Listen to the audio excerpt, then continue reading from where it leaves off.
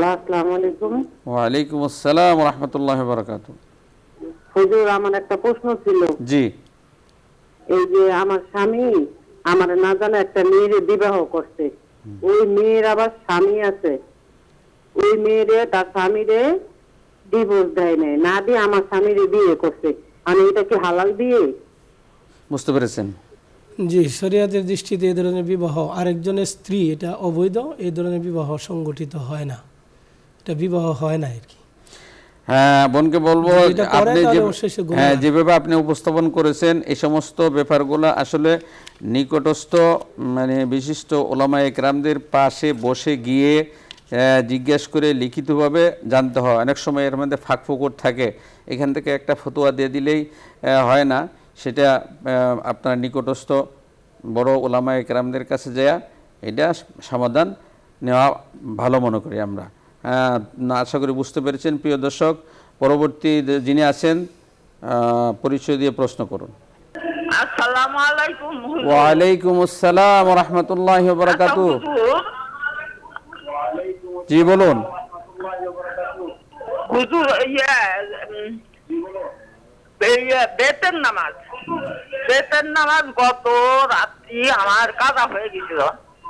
গত রাত্রি যে কাজা হয়ে গেছিল, এখন জোহরের সময় উঠাইলাম, এটা কি ঠিক হলো? ধন্যবাদ, আপনি আমাদের সাথেই থাকুন।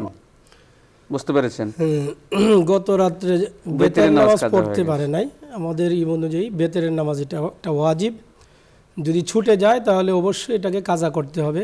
তো এটাকে জোহরের আগে নয়, ফজরের সময়ও পড়া যাবে। যদি কোনো ব্যক্তি এমন হয় যে তার জীবনে 6 ওয়াক্ত নামাজের চাইতে কম কাজা, তাহলে সেই ব্যক্তি ফজর এশার পরে যদি বেতের না পড়ে তাহলে ফজরের নামাজের আগে তাকে কাজা করতে হবে।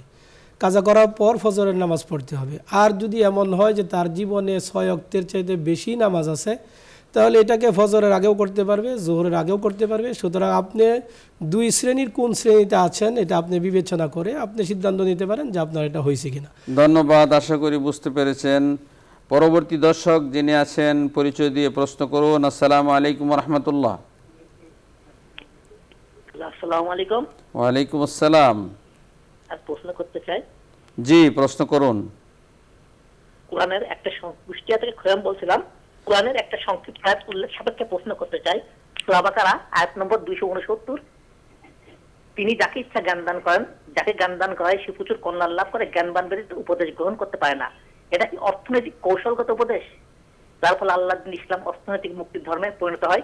যে অর্থনৈতিক মুক্তি না থাকার কারণে আল্লাহ দিন ইসলাম আজ ভিক্ষার ধর্মে পরিণত হয়েছে। আসসালামু আলাইকুম। বুঝতে পেরেছেন? সূরা বাকারা আল্লাহ পাক যাকে চায় দন দেয়, আল্লাহ পাক যাকে চায় দন দেয় না। আল্লাহ যাকে ইচ্ছা রাজ্য দেয়, কারো রাজ্য কেড়ে নেয়। এটা তো আল্লাহ তাআলা সম্পূর্ণ ওনার হাতে। এটা কি মানে কেমন জানি এক পেশে হয়ে গেল না এটার সমাধান? না, আল্লাহ রাব্বুল আলামিন যাকে ভালোবাসে তাকে দুনিয়া এবং আখিরাত উভয়টাই দান করে। আল্লাহ তাআলা যার প্রতি সন্তুষ্ট হয়, যার আমলের দ্বারা সন্তুষ্ট হয়, আল্লাহ তাআলা তার রিজেকের মধ্যে ওয়াসাত দিয়ে দেয়। যেমন বিভিন্ন হাদিসের মধ্যে আসছে, মা বাবার খেদমতের দ্বারা রিজেক বৃদ্ধি পায়, হায়াত বৃদ্ধি পায়। এরকম কিছু কিছু আমল আছে যেগুলোর কারণে আল্লাহ তাআলা রিজেক বাড়িয়ে দেয়।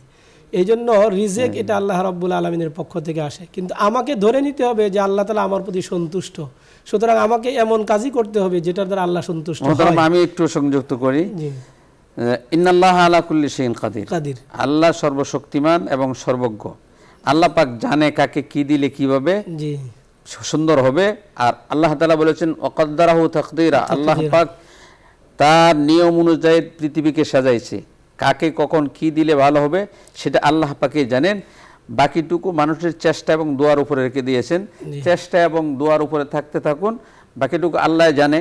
যেমন ডাক্তারের কাছে অপারেশন করতে একজন যিনি ডাক্তার না তিনি বলে যে না এটা অপারেশন কেন করবেন, কিন্তু ডাক্তার জানে, আল্লাহ পাক জানে কাকে দিবে কখন কি দিবে সেটা আল্লাহ পাক জানে। সেখানে আমাকে প্রশ্ন করা যাবে না, আমার তকদির উপরে সে মেনে আমার চেষ্টা করে যেতে হবে। আশা করি বুঝতে পেরেছেন।